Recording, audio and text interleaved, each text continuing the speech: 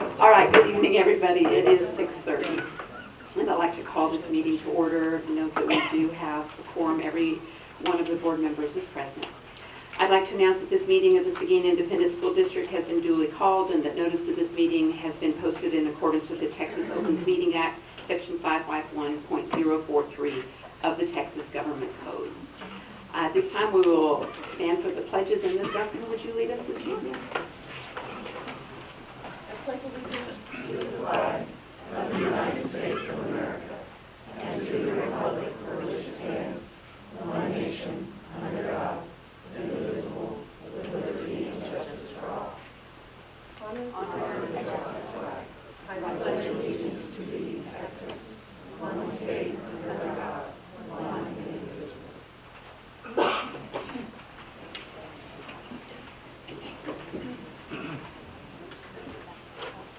I'll take a bit of time for a moment of silence.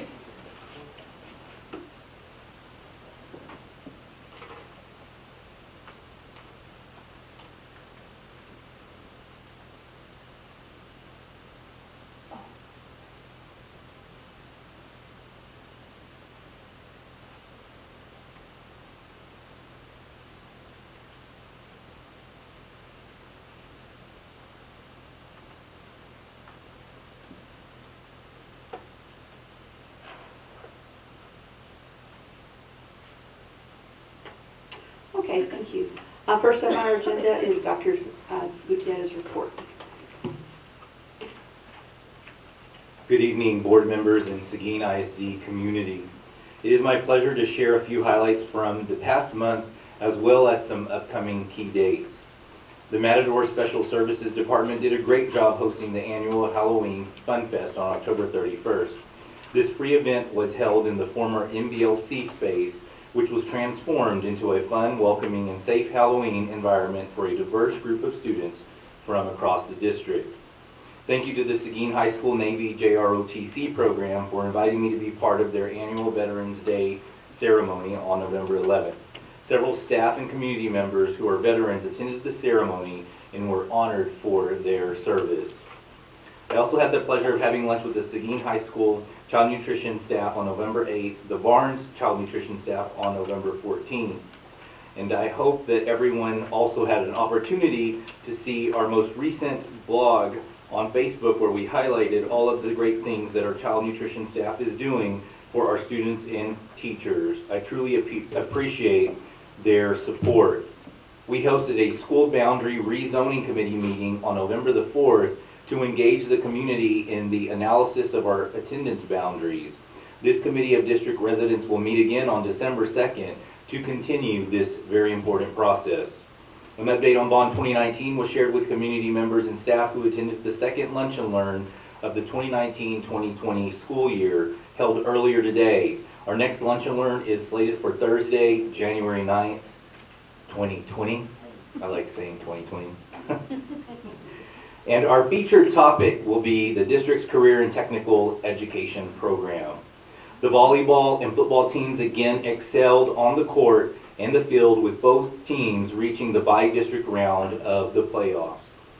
In fine arts this month, Matador Mariachi took first place honors at the 8th annual Mariachi Corazon de San Antonio Festival and contest, while the Matador Drumline was named Best Frontline Ensemble with the third place overall division finish at the South Texas Classic Drumline Invitational held in San Antonio.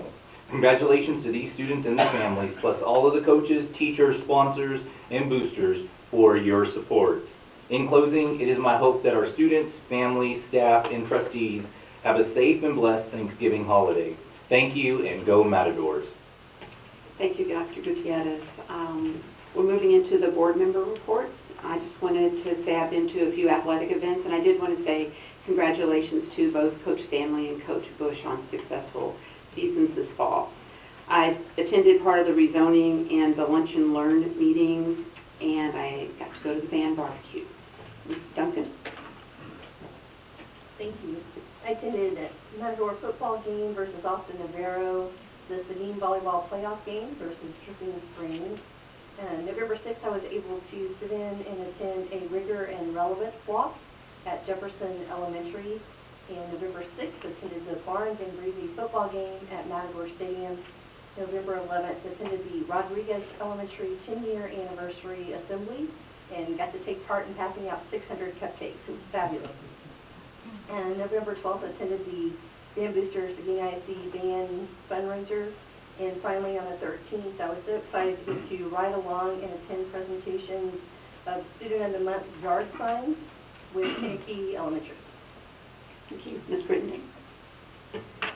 All right, I attended the last home football game, the Barnes versus Breezy home football, or Barnes versus Breezy game.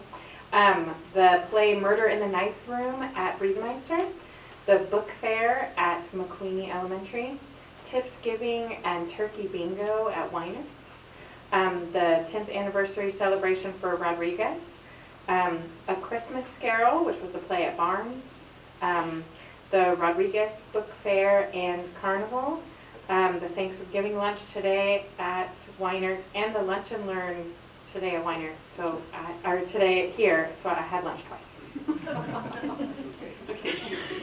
Mr. Amador? I attended JP Courtroom #1, where Judge Hunter resides, and I went there to witness how students that don't attend class, what happens to them.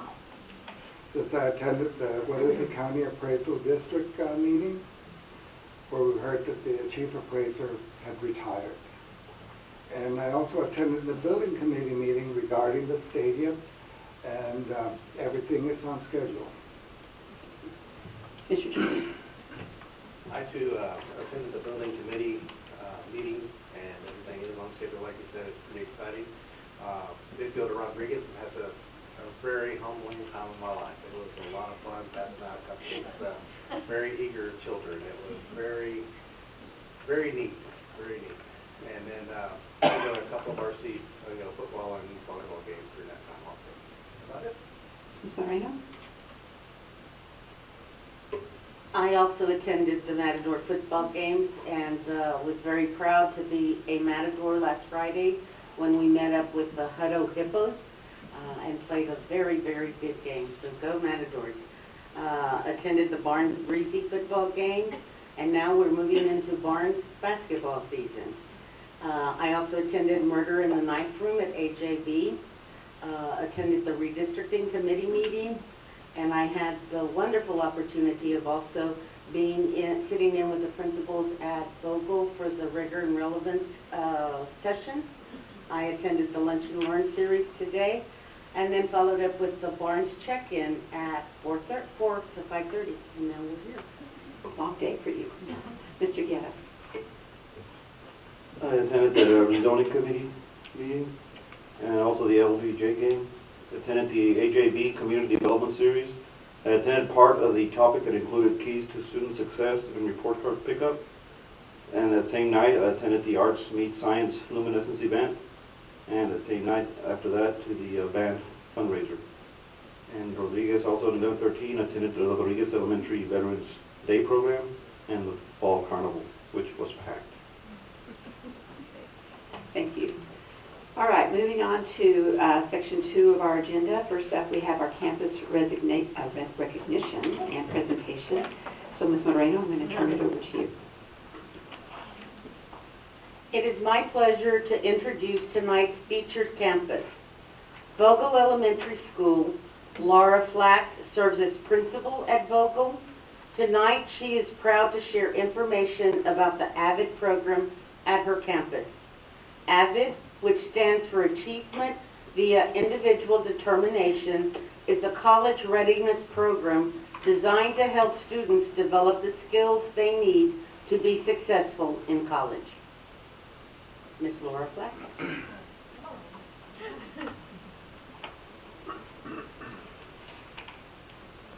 Well, good evening, Board of Trustees and Dr. Gutierrez and everybody. We're excited to showcase our AVID program that we have at Vogel.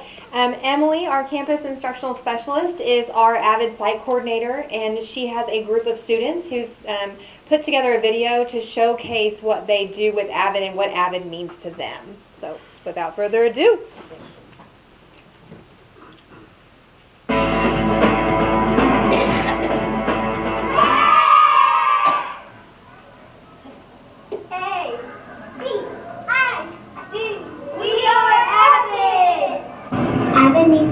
to succeed in life and help me learn by my mistakes.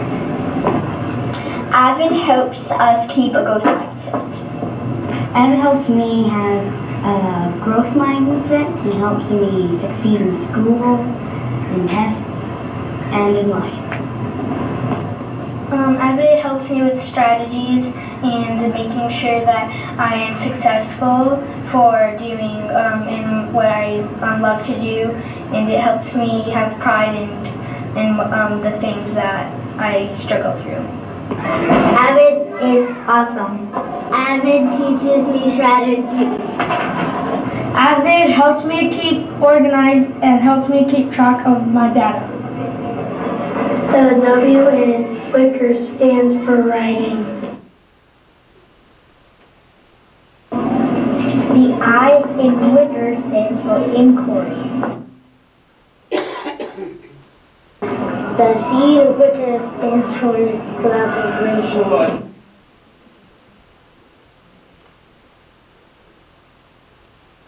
O in Wicker stands for organization.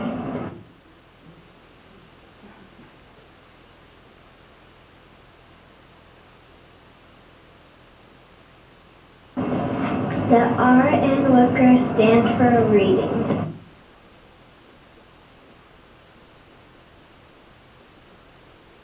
I'm in first grade, and you need to keep your active binder clean because if you don't, you might lose it, and you have to be responsible because if you throw it, then you'll lose it. You'll lose your stuff. I keep my binder clean, and you only put your papers in your binder only when they have holes. We keep our classroom clean because if we don't, then we can't find our stuff. And we clean up after ourselves. I'm in the Trustees class. And my favorite things are in my binder about it's my alphabet card, so I keep my stuff in there. And where I keep my favorite work. And about it because it's so you can keep your binder clean. So I keep it organized. That's why none of my stuff get messy and lose it because I might have important stuff and it probably will get loose. So that's why I want to keep all my stuff in here.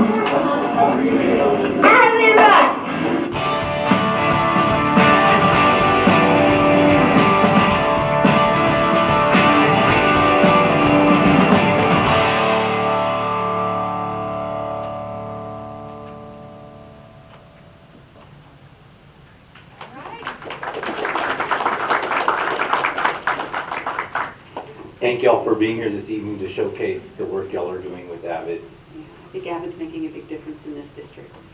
Moving on to item 2B, which is our student staff board / community recognition.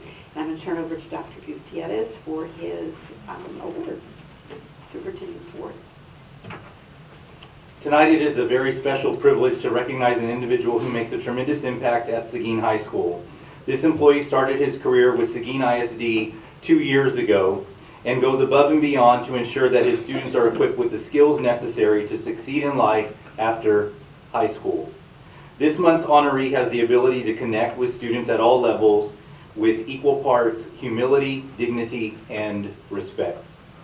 Students in his class include those who are academically gifted, those who are just looking for a place to fit in, and those who want to showcase their ability to create and build. No matter the academic level or past behavioral concerns a student may have, this educator welcomes all of them into his class. He grows confidence and character into all of the students by showing them that achievement is not just for the academically gifted, but for anyone who is willing to work hard and learn. Seguin ISD and Seguin High School are fortunate to have this teacher who serves as a role model for so many young men and women. For these reasons, it is an honor to present this month's Superintendent Award to Coach Fernando Mora, robotics teacher at Seguin High School.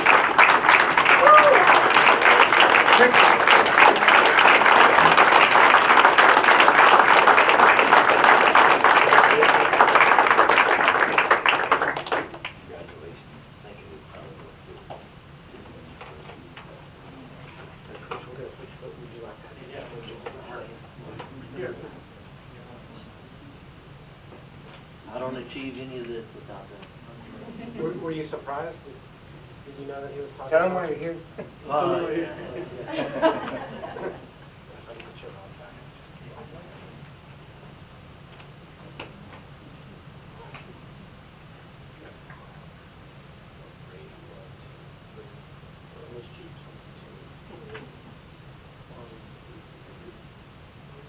Here, now look at this one.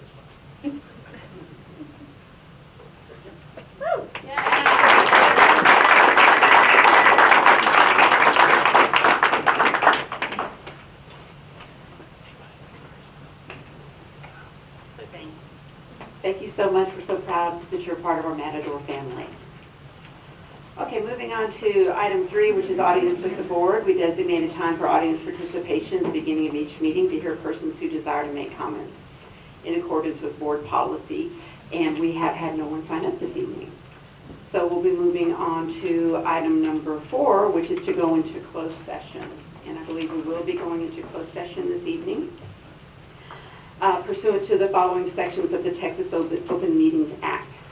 The Texas Government Code 551.071, 551.074, 551.129, which is consultation with legal counsel, including possible telephone consultation with legal counsel as necessary to address legal concerns, implications, and answer any legal questions regarding posted agenda items. Also, Government Code Section 551.74, which is to discuss personnel matters, including appointment, employment, evaluation, reassignment, duties, discipline, or dismissal of an employee. And included under that is discussion of personnel in regards to the Seguin ISD organizational chart. So we will break into closed session at 6:48. All right, it is 8:24 and we're going to reconvene to open meetings. Sorry for those of you who've been waiting. Hopefully y'all solved all the problems of the world out there. Ms. Duncan. Madam President, I move to approve the assignment of personnel in regards to the Seguin ISD organizational chart as discussed in closed session. All right, I have a motion from Ms. Duncan. Do I hear a second? Second from Ms. Crittenden. Any more discussion? Okay, everybody raise your right hand in favor, please.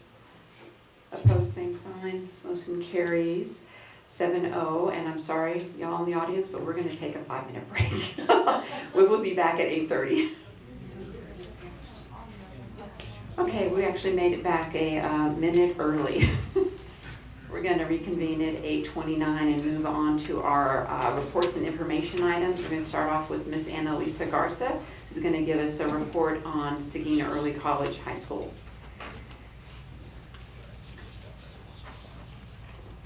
Good evening, Dr. Gutierrez and board members. Thank you for having us here tonight. I'm going to give you what I refer to as the data, what I told my students back here, the boring stuff, and they're going to close up with what I feel is more important, their feedback versus just me. So we're going to go over ECHS at the national level, state level, provide a fall overview, talk about our fall 2019 dual credit overview, and then hear from the students. This is a slide that shows how ECHS students in comparison to students at the national level. So you can see students are more likely to graduate from high school at 90% versus national average, and that of Latinos, African American students, and Native Americans.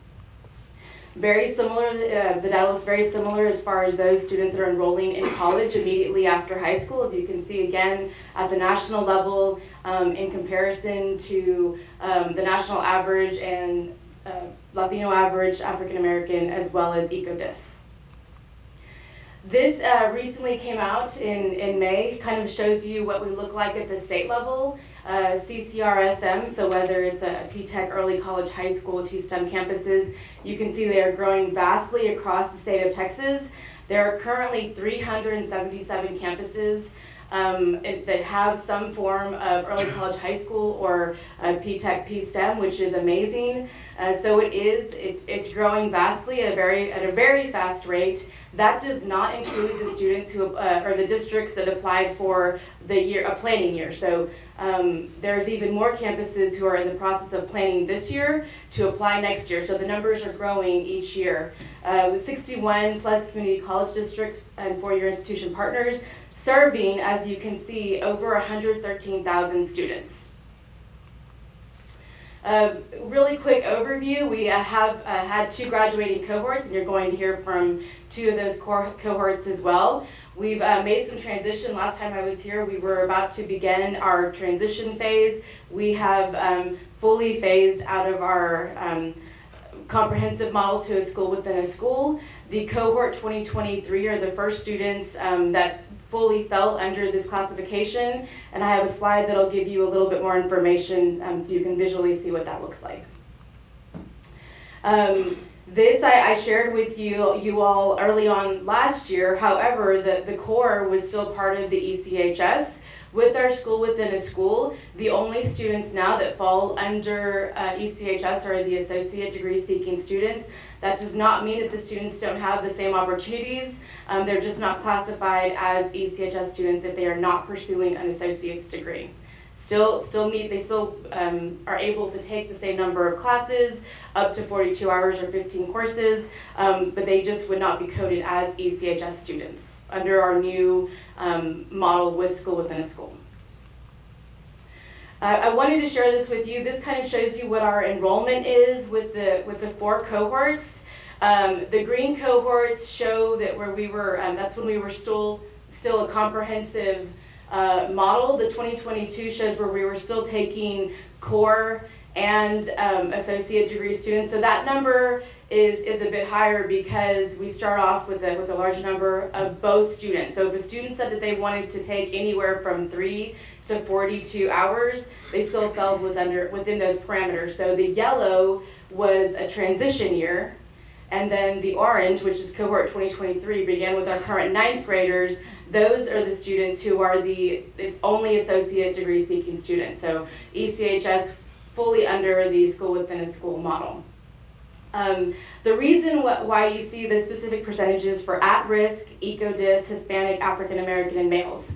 The TEA outlined the outcome-based measures, and I went ahead and put part of the blueprint in your yellow folder that shows you what those outcome-based measures are on page 2 and 3 of the printout of the blueprint. In meeting with our ECHS coach, she, because they are still transitioning and trying to identify what OBMs are going to be looked at over the upcoming years, she is anticipating that the primary focus is going to be at-risk, eco-dis, and Hispanic. So she's indicating to us, we have 5 meetings with the TEA ECHS coach, and at our first one, she said our primary focus should be on at-risk. So regardless of anything else, that should be our first priority, and then fall in line the other 4. So that's why I placed a focus to share with you on those demographics, because those are the ones that she's indicating are going to be a big part of our assessment and evaluation. With the at-risk, we get compared to the campus at-risk percentage, and the rest of them fall under the district. So you can see the at-risk column is in comparison to the 50% of the campus. The rest of the OBMs, as outlined by the blueprint, are in comparison to district demographics.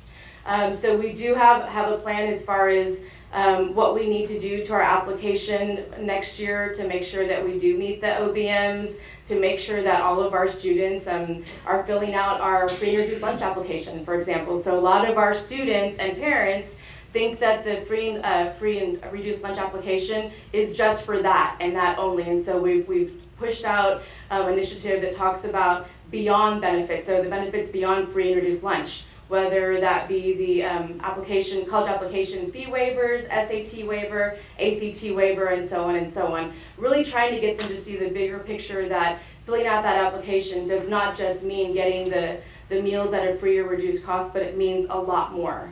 So at the high school level, not very many students fill out application out in comparison to the elementary districts. And so we are compared to the district percentage, which is why we need to work on that at the high school level. So we've talked about some plans with central office staff and what we need to do to increase that specific outcome-based measure. An overview of what our dual credit numbers look like. They did increase slightly from last year, which is good. We never want to decrease, and so we did increase slightly from last year. You can see how many students are enrolled at the very top, 290, taking 625 seats for a total credit of approximately 2,043 credits for this semester only that our students will earn. This gives you an overview of the demographic breakdown of the students enrolled in dual credit.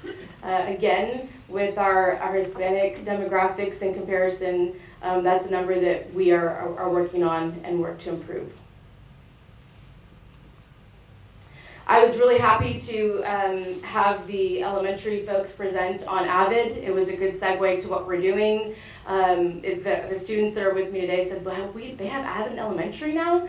And so it's exciting, right? And so it was a good segue because AVID does make a difference for our students. It's a big part of our program every year. In fact, you have a really pretty, I didn't realize it was going to come out this big, but yeah, I do like it. I gave this to every single one of you just so you could see a breakdown of this year. The most exciting part for me is at the bottom where it says scholarships. Each year, our AVID seniors have brought in over 1 million scholarships that they received, and that is amazing. So it's proof that it works, and the fact that we're starting it at the elementary level means that it's only going to get better. And so the numbers show, I think that's extremely important for everybody to be aware of. I know that it is a big investment financially with the district, but when you see that number, you can see that we are getting a return on our investment. So kudos to our district for investing in that and for the amazing work that our AVID teachers doing from the elementary level to the high school level. Additional supports that our students receive in addition to AVID, myself, our counselors, our administration. We also have a designated ECHS liaison from St. Philip's College who conducts advising sessions with every single grade level, both semesters, which is really good. And our dual credit instructors receive ongoing training from both the district and St. Philip's College. Next step to make sure that we do meet our OBMs is targeted recruitment. Our TEA coach has advised us to put a high emphasis and focus on the fact that at risk is the first thing that we look at as far as a student who qualifies to be part of the early college high school program. And so we will be focusing and making that a priority. We rolled that out, I can say at a soft level last year. So this year we really have to tighten that up and make sure that that is the primary focus that we're making, as well as at least one of the other OBMs that I shared with you earlier. We did conduct middle school visits the week of November 4th to kind of begin introductions about CTE programs and early college high school. The ECHS designation application, we submit an application every single year. That opened up yesterday, so I have some work to do. It does say deadline to be determined. They did tell us on Monday that it's due February 21st. So our annual designation application will be submitted before then. We will have our annual parent sessions come up in January and February, and the commitment application for our students will be due on February 28th.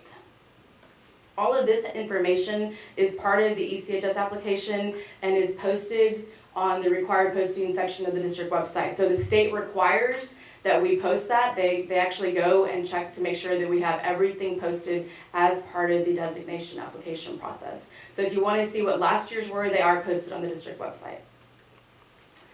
All right, I know I spoke quickly, I shared a lot, but these students have been waiting very patiently, so I want you to hear their perspective, and so they're going to come up and speak one by one. Thank you.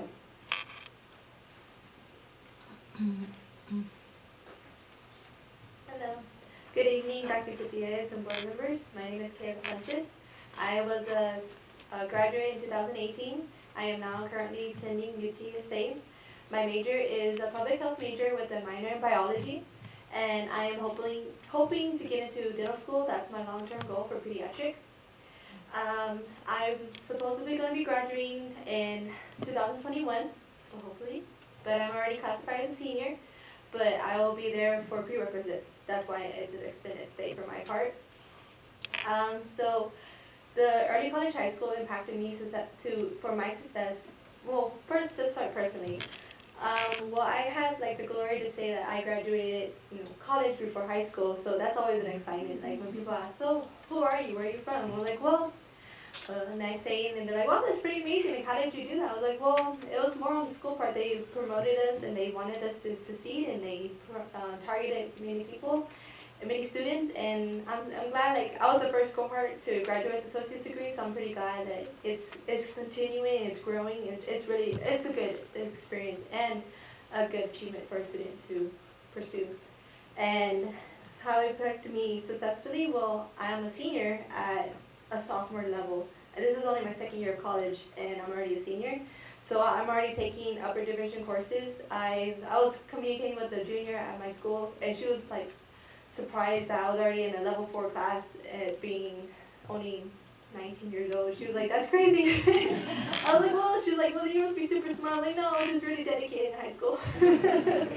So that's part of my success, and also it's helping me give me an extra push with dental school. Like, I'm kind of glad that I get an extra stay with college, because like the prerequisites and still being ahead, like I get to be able to volunteer more, be able to actually gain life experiences that I need to pursue to a secondary school, rather than being rushed in like a 4-year degree plan. Like I have that wiggle room, I have those extra courses, I have room to actually think, okay, what do I want to do in life? I took all these classes in high school.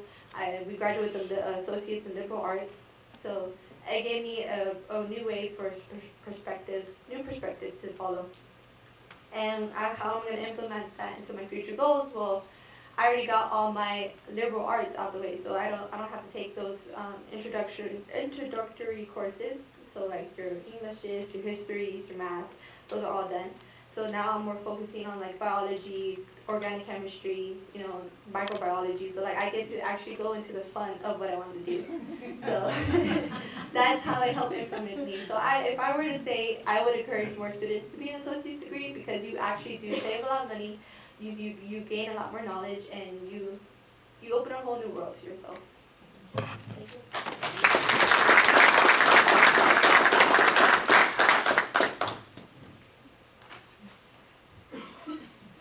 Good evening, Dr. Gutierrez and the board members. I'm Carla Vasquez. I just graduated class of 2019. I just started college. I go to Texas Lutheran University. Technically classified as a junior right now. My major is nursing.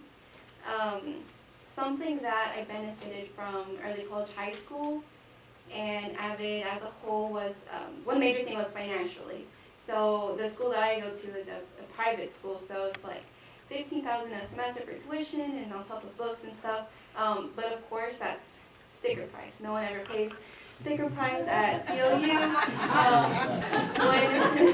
One good thing that came about AVID and ECHS was we actually did like FAFSA in class and stuff like that. So that helped me get grants, federal assistance, everything across the board really. So what I paid is very little.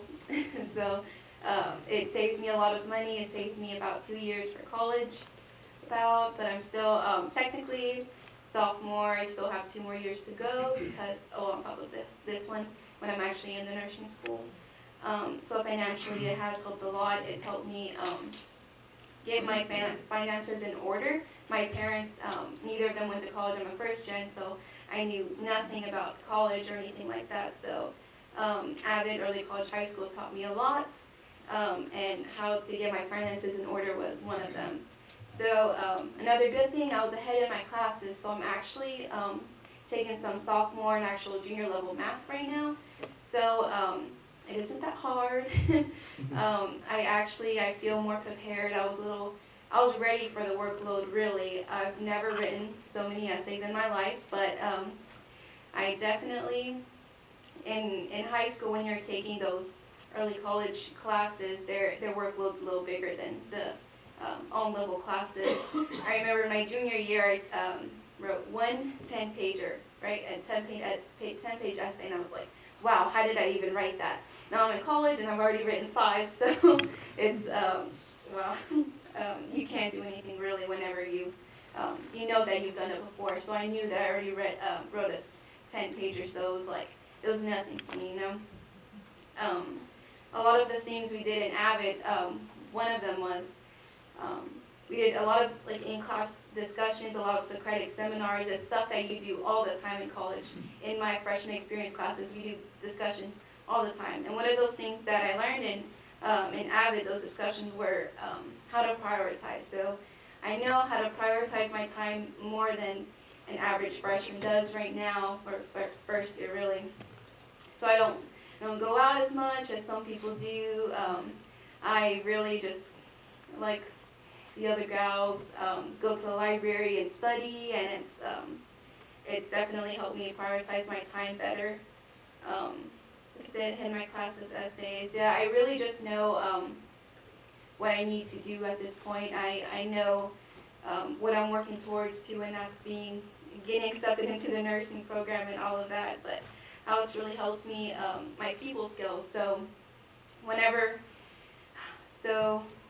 you graduate high school with a high school degree, but you also graduate with an associate's degree, which puts you at you're more valuable to people, especially at my college. So I recently applied to an admissions ambassador position at my school, and I actually got it. There's many people that applied, many people that got interviewed, but out of 2 spots, I snagged one of the spots, and that was because I mentioned, hey, I know I'm a first year, but I already have all this experience. I know so much about college already. So I think that's what ultimately, gave me an advantage. So from now, at my school, I'm a senator in my student government association. I recently just got accepted to be an admissions ambassador, and I just got into a ethics bowl team that I just competed at St. Mary's last weekend. So all of those are things, whenever I was in high school, I was taught that so TOU is a small school, but I was taught that it's as big as you make it. So I really just tried to go out and join as many things that I could without overexerting myself. So that's another thing that I learned. So yeah, thank you.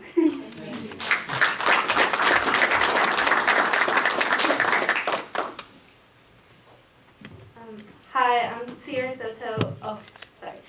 Good evening, Dr. Gutierrez and board members. I'm Sierra Soto. I'm the cohort for the class of 2020.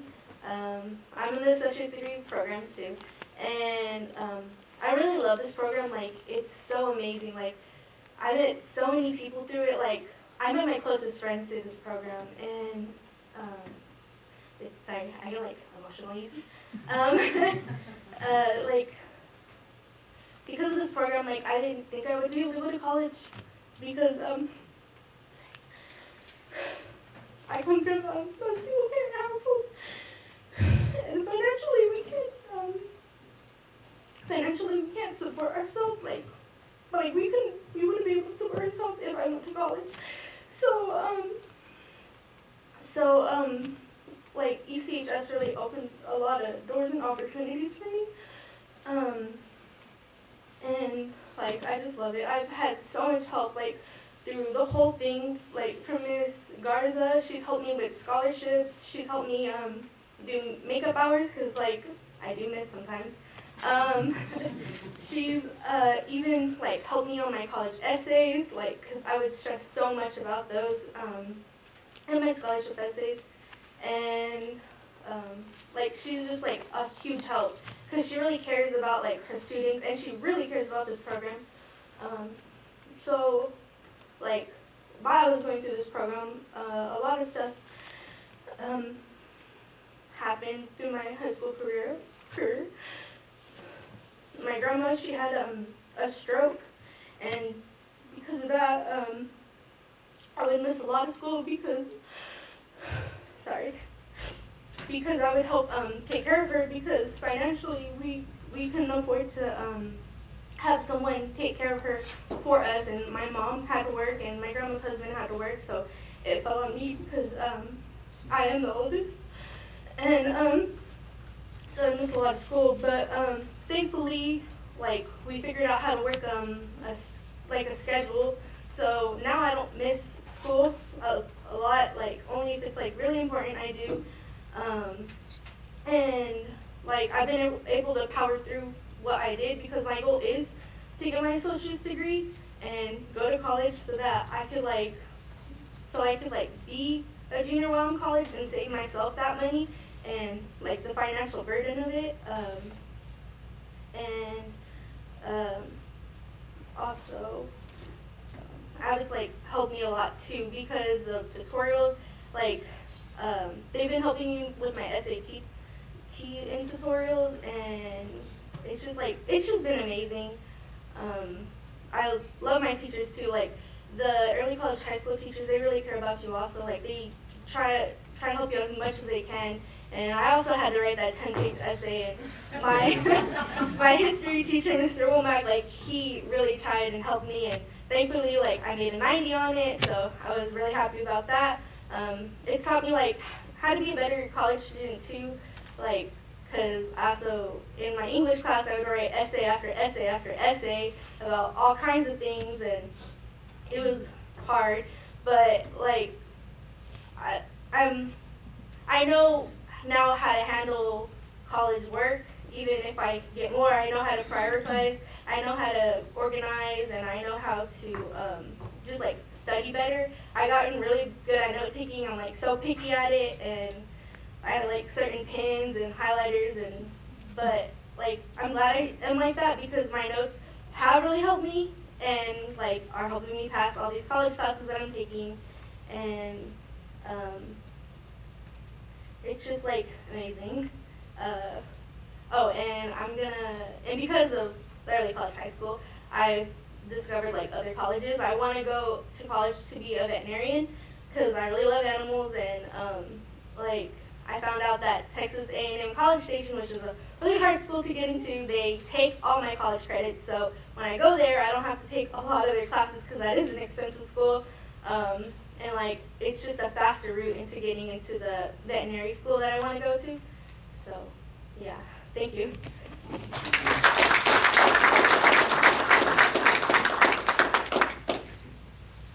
Thank you all very much. Thank you all so much for taking time to come and share your story, and you two ladies that came back. Those personal stories are very powerful at how the early college really impacted your lives and your schooling, and those are things that the school system doesn't get a grade for, but certainly things that should be highlighted, and I'm just so thankful that you were brave enough to come here and share your story. Really certainly makes me proud. And I want to thank you as well, Ms. Sanchez, Vasquez, and Soto. I don't know about the rest of the board. I have my feeling they feel the same as I do, but when we hear these testimonials, it makes us so happy and so proud of this school district. And we're so pleased to see you being so successful. So thank you for coming this evening, and we are very apologetic at making you wait so long for us to get out of closed session. Anybody else? And I would suggest continue with your studies and become a veterinarian. As an owner of 4 dogs, that's where all my money goes. Thank you, Ms. Garza. Thank you so much, ladies.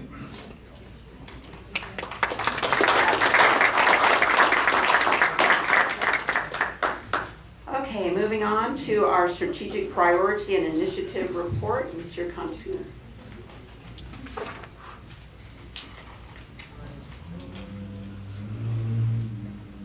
All right, so good evening, Board President Thomas Jimenez, members of the board, and Dr. Gutierrez. What I'm going to share with you all is part of our strategic priorities and initiatives that we've identified for this school year. And I'm going to start with the first one, which is our iStation data. As you all know, over the last 3 years, under the direction of Dr. Gutierrez, we have developed a strategic plan. This is year 2 of this plan, and we have 3 strategic priorities.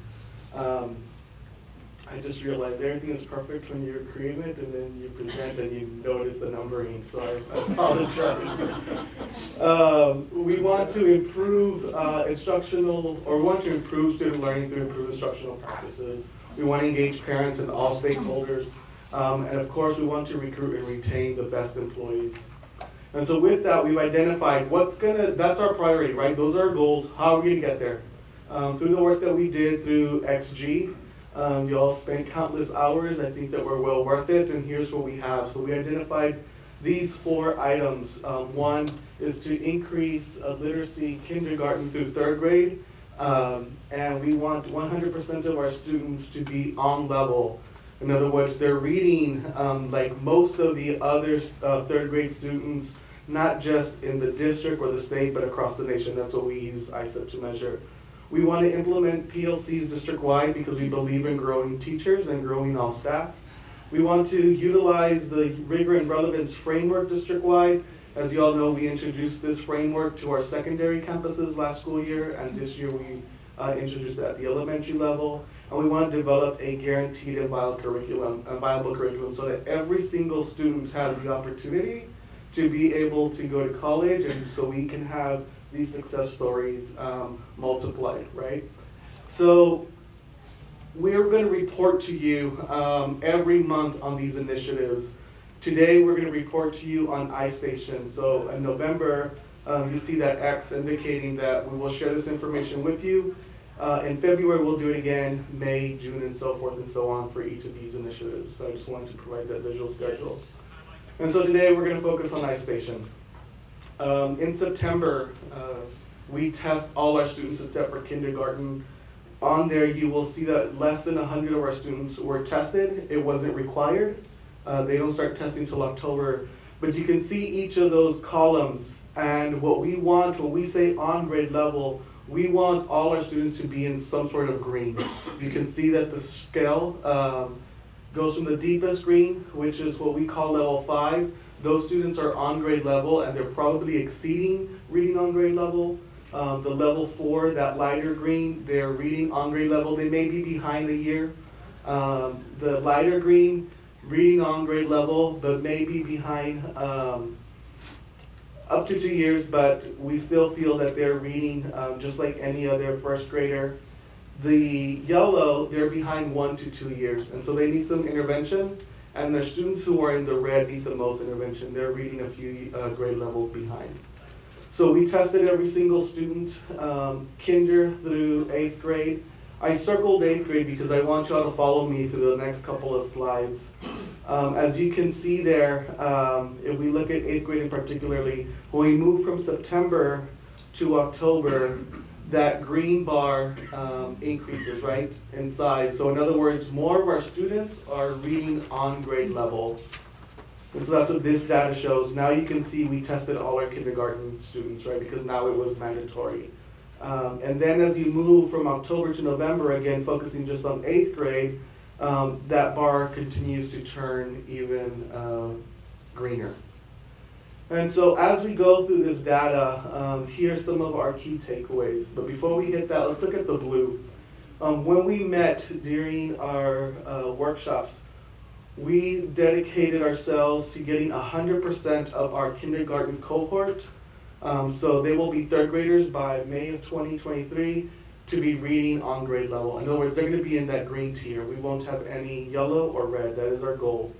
In order to reach that, we need 62% of our students to be reading on level at the end of this year in May. And so we are on our way. As you can see, 5th grade has the most students on level at 63.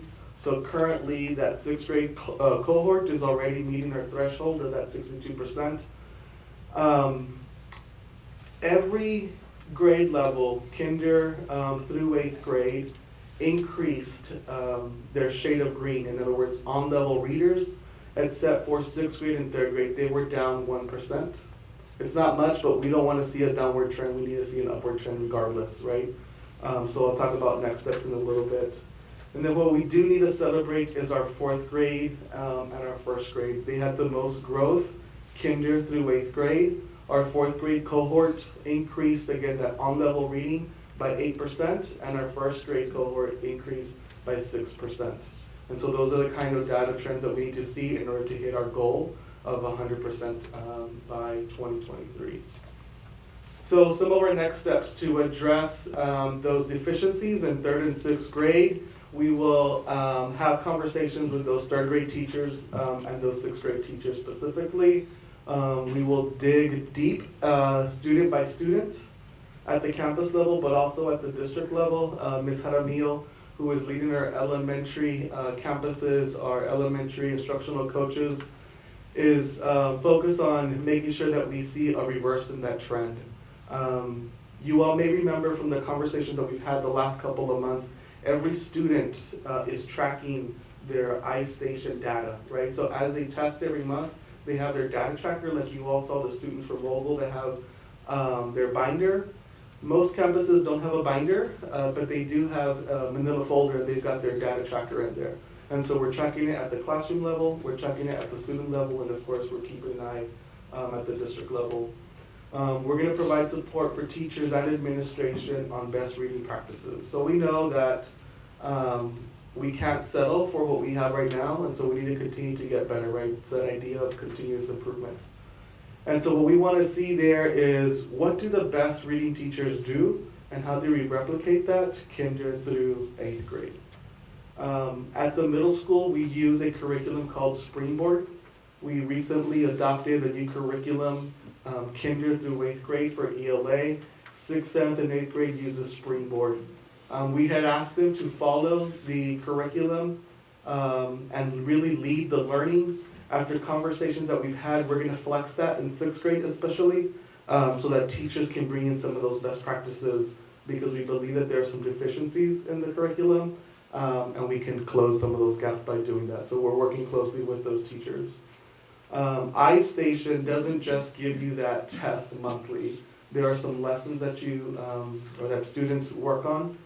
And we're going to interview, or not interview, I'm sorry, I don't know why I said interview. We're going to intervene by using those lessons, or maximizing that. Technology always comes up, right? And so what I'll say is that while we have enough technology devices, it's a matter of maybe scheduling, right? Or maximizing iPads versus a computer or whatnot.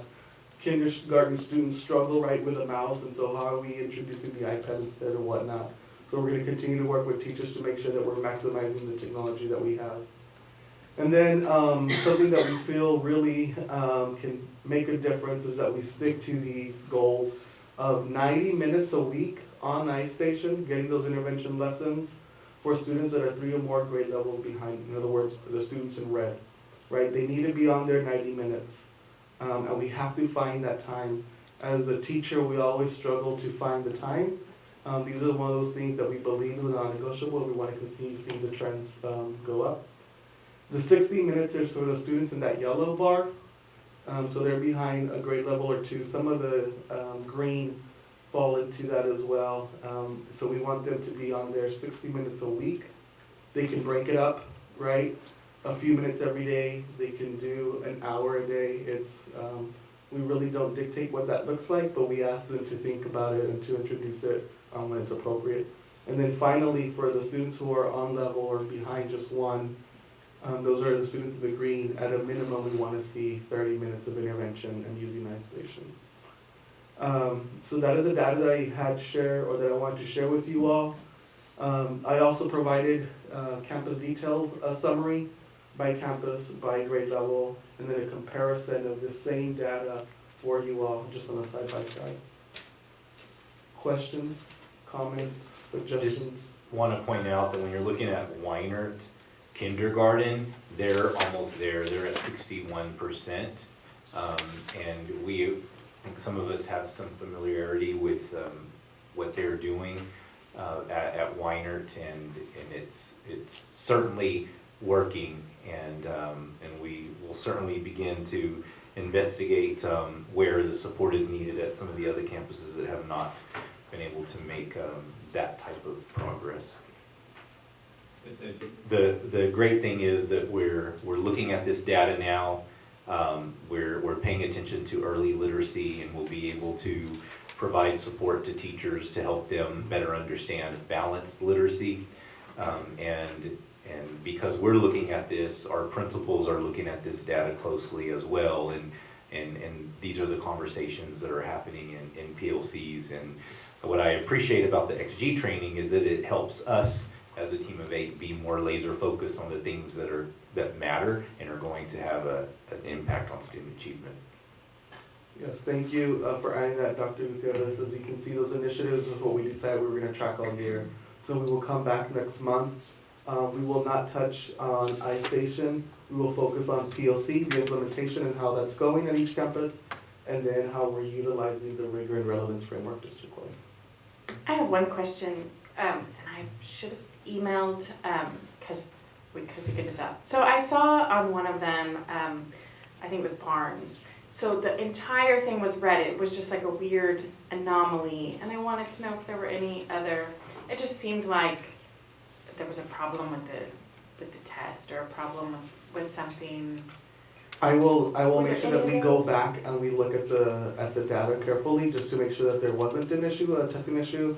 What I will say, and this is something that we will continue to push, and that's how we keep saying there has to be fidelity to the program. Some of our students, especially our 8th grade students, have been using iStation for several years, and so sometimes as you get into 8th grade, there's no novelty, right, in the program, and so you think, well, why do I gotta do this?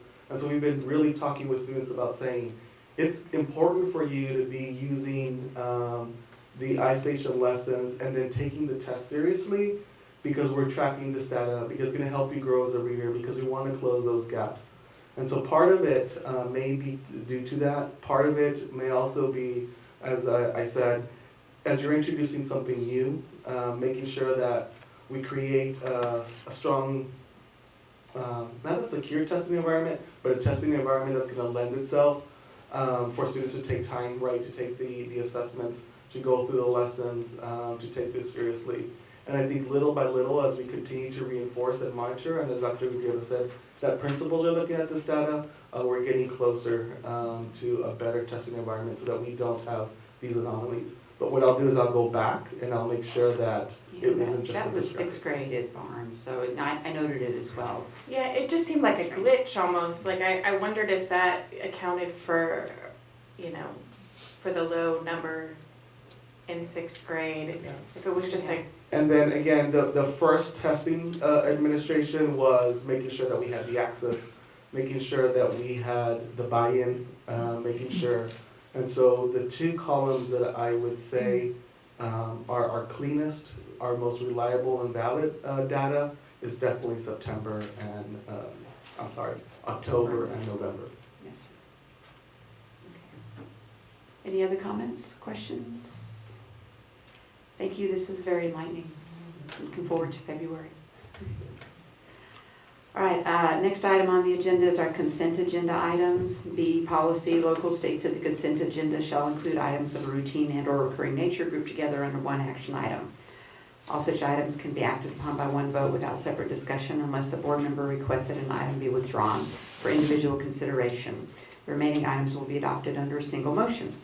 So tonight, under consent, we have approval of board minutes for the public hearing and the regular meeting on October 29th. Approval of tax collection reports for October 19, approval of proposed budget amendments and financial statements for October 19, approval of donations received in October 19, approval of board resolution and interlocal agreement with Education Service Center 19 Allied States Cooperative, approval of resolution approving independent sources of instruction relating to investment responsibilities, adoption of resolution stating review of investment policy and designation of investment officers, information regarding the purchase of athletic equipment for the Seguin High School from BSN Corporation through the Buy Board Purchasing Cooperative, and Public Information Act requests October through September 2019.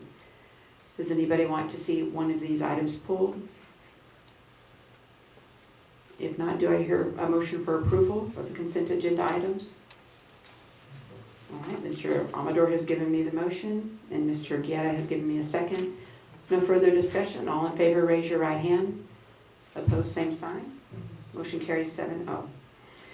Moving on to our action items. First up is consideration and possible action, including adoption of a resolution authorizing the superintendent to offer the sale of real property improvements located at 225 Saunders, Seguin, Texas 78155, commonly known as the Lizzie Burgess property.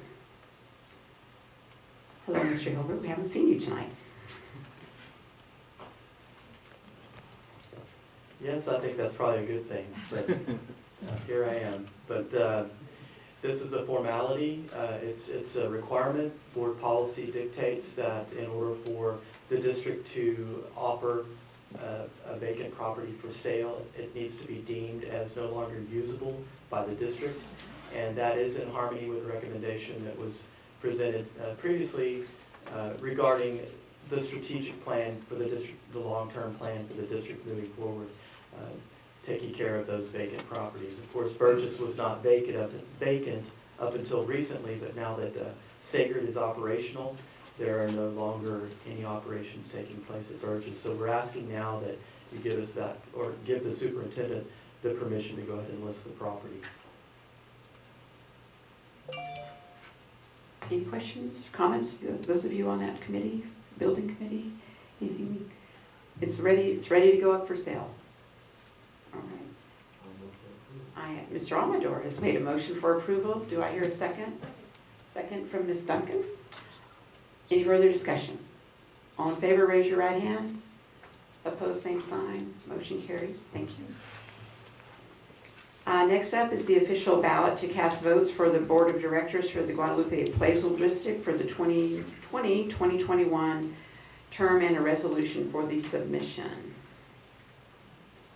It says Dr. Gutierrez, so. At present, I can tell you that Ben Amador represents the district on the appraisal board. So as a school district, we have 897 votes that we can cast, and they can be distributed however we choose, all to one candidate, evenly distributed. And the candidates are as follows: number 1, Mr. Ben Amador; 2, Mr. Darren Dunn; 3, Mr. Verlin Doug Garrett; 4, Dr. Greg Gilcrease; 5, Mr. Dale John; 6, Mr. Gerald Jerry Perkins. So as a board, you can certainly discuss how you would like to move forward with those 897 votes. I would like to say that since Mr. Amador is so encased in all of the discussion on the lakes over at the appraisal district, I think it's important that you follow through with those discussions and represent us. Anyone else? If not, do I hear a motion for approval? Mr. Jenkins. Do I hear a second? Mrs. Moreno. Any further discussion? All in favor, raise your right hand. Okay. Opposed, same sign. Motion carries 7-0. I abstained. Oh, you abstained? I'm sorry, I didn't know. Well, there was a I person glanced. there that I worked with, so I would like to. All right, I missed that. Okay, so motion carries 6-0 with 1 abstention. Thank you. All right, and last on our agenda is professional action for professional employees. It's Ms. Whitman's last stand. Is this your last time at the podium? Last time at the podium. Good evening, Dr. Gutierrez, President Jimenez, and board. We have 2 elections that we're bringing forward. We have Chelsea Hayes, essential academics teacher at Jefferson Elementary, who's coming to us from a charter school in Gonzales with, I believe, 8 years experience and several certifications. And also Sheila Ulrich, bringing her back. She was a math teacher for years with Seguin High School, or MBLC more specifically, and then took some time off, but has stayed pretty connected to the school system, being a representative with ACT Texas Teachers, so she kind of supports new teachers going into the classroom. She's been recommended for the high school testing coordinator position that replaced Joanne Holliday, who now works under Mark's department. Any questions? No? All right. All right, thank you. Thank you. Wait, you know what? Before you leave, I think we all need to give her a standing ovation. I know you don't want to.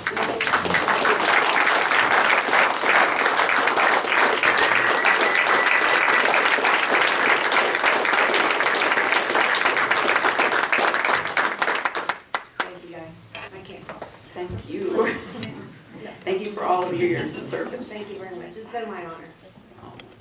Do I hear a motion for approval of these new hires?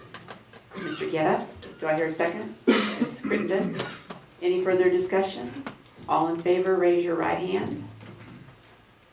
Okay, we've got 7. We have 7. All opposed, same sign. Nobody? All right, and we are done with our agenda. The only thing that is still left is if there are any board comments or requests. I would just like to invite you all out December 6th. It's a Friday, 6:45 to 9 a.m. in front of KWED Radio. It's our annual holiday food and toy drive. And our, I believe, mariachi Seguin is going to play at 6:45, and then the Seguin High School band at 7. So come and join us, and we'll let you collect money. Okay. December 6th. December 6th. All right, and Nancy, our next board meeting is on December 17th, is that correct? Yes. September 10th. What? December 17th. December 17th, okay. I thought the 10th was a little early. All right, any further questions or comments? If not, do I hear a motion to adjourn? Ms. Moreno and Mr. Pompadour and everybody want to go home? Raise your right hand. It is 9:15, this meeting is adjourned.